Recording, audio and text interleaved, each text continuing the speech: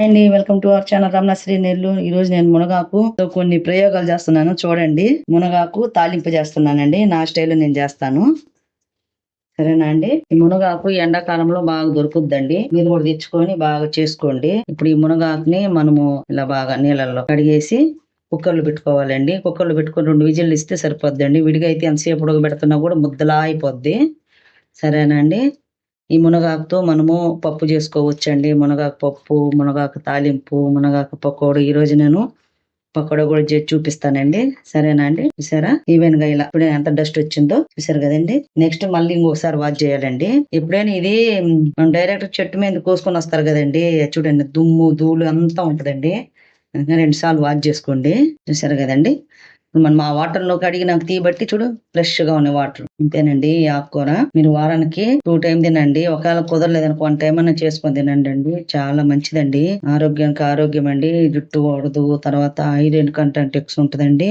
Next sugar patient వాళ్ళు ఉంటారు కదా. ఇప్పుడు మనం ఈ ఉడకబెట్టేటప్పుడు ఒక గ్లాస్ నిండగా నీళ్లు పోసి పెట్టామనుకో ఆ వాటర్ వస్తాయండి. మనం ఇది మళ్ళీ తర్వాత ఉడికినాక జల్లు పడతాం కదా. ఆ వాటర్ వచ్చినప్పుడు వాళ్ళకి ఇచ్చేమనుకో చాలా మంచిదండి. షుగర్ ఉన్న వాళ్ళకి ఇన్ని విధాలుగా మంచిగా పనిచేస్తుందండి మునగాకు. మీరు కూడా ఇలా అప్పుడప్పుడు ట్రై చేయండి అండి. చూసారండి కొంచెం ఉప్పు వేస్తాము.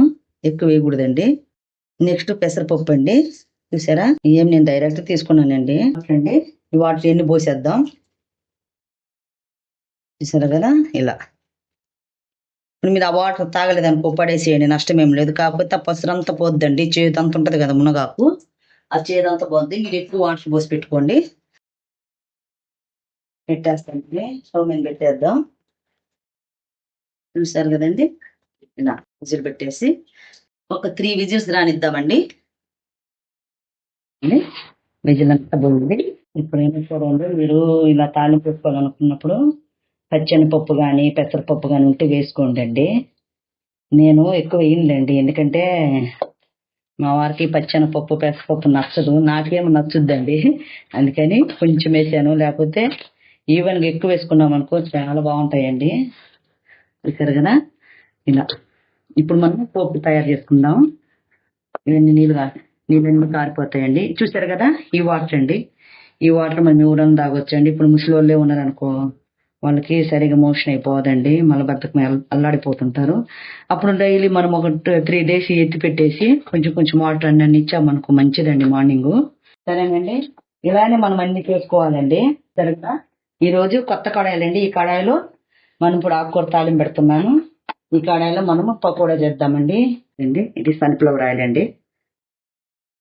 చూసారు కదండి. పోపు వేసుకుందాం. నేను ఎక్కువ వేస్తానండి పోపు. బాగా టేస్ట్గా ఉంటది. కరకరలాడుతూ ఉంటది. అందుకని వేస్తాను. పోపు బాగా వేగినాక ఉల్లిపాయలు వేద్దామండి. ఎప్పుడైనా నూనె కాగినాక పోపు దినుసులు వేయండి అండి. తాలింపుకి ఫస్ట్ ఉల్లిపాయలు వేయకండి. ఇవి వేగవు. ఆవాలు అన్ని పచ్చి వాసన వస్తాయి. చిట్పట్లాడాలి ఇలా. అప్పుడు మనం ఇలా ఉల్లిపాయలు వేసుకోవాలి. చాలా బాగున్నాయండి. మంచిగా ఉన్నాయి. ఇలా మీరు కూడా తెచ్చుకోండి ఇలాంటి కడాయిలు. చూడండి ఏం మార్పుం కదా. అప్పటికి సిమ్ములు పెట్టాం కదా. చాలా చక్కగా ఉన్నాయండి కడాయిలు. రిలయన్స్ మార్ట్ వెళ్ళినప్పుడు కంపల్సరీగా తెచ్చుకోండి మీరు. బడ్జెట్ కూడా తక్కువలోనేనండి. ఎక్కువ కాస్ట్ ఏమి ఉండవు. నేను ఈ నెక్స్ట్ మంత్ వెళ్ళాననుకో ఇంక 2 తెచ్చుకుంటానండి. గ్రాసరీలో కొంచెం తగ్గించేసుకొని ఇది తెచ్చుకుంటానండి. ఇవి లైఫ్ లాంగ్ వస్తాయండి. ఇట్లాంటివి తెచ్చుకున్నాం అనుకో హెల్దీకి హెల్దీ అండి. బాగుంటాయండి.